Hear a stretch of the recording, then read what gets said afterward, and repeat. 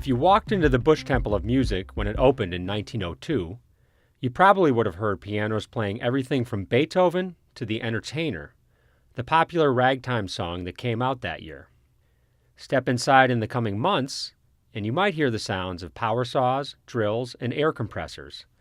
That would be music to the ears of J. Michael and Alex Samoylovich, who paid $12.5 million last month for the building at Clark Street and Chicago Avenue, and plan to convert it into 90 to 100 studio apartments. One of our strongest values is really the adaptive reuse and the restoration of like old historic landmarked buildings. And I think when I looked at this building, I knew early on that it really had the bones of a building that could look and feel very different from the way it did today, and probably has a use that's much higher and better than what it's being used for today. And that at the core is what we do, and I think we all kind of felt that the minute we saw the building. Designed in the French Renaissance Revival style, the 6-story building is a city landmark and on the National Register of Historic Places. It was born as the headquarters of the Bush and Gertz Piano Company, one of the city's top piano makers at the turn of the 20th century. It was also a music conservatory with an auditorium, recital halls, studios, and a banquet hall. But the company and the conservatory moved out by 1920, and the building's prominent clock tower was removed. Though retailers and restaurants have occupied the building's storefronts, its upper floors have been largely vacant for more than a half-century. All transactions are different. They're kind of like kids. They're all great, but all different in different ways.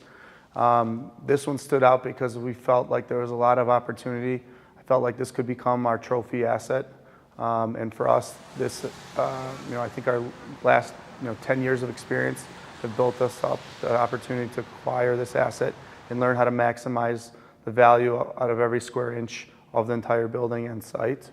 The developers are still in the planning phase.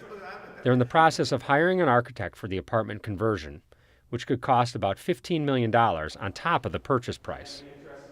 Yet they have decided on one thing: to fill the building with extra small studio apartments in the 350 to 400 square foot range, aiming to provide a more affordable option to renters who want to live downtown. They recently completed a project in Uptown with apartments even smaller than that, some covering only 220 square feet. Micro apartments have caught on in other big cities where rents are even higher, but they're a relatively new concept here.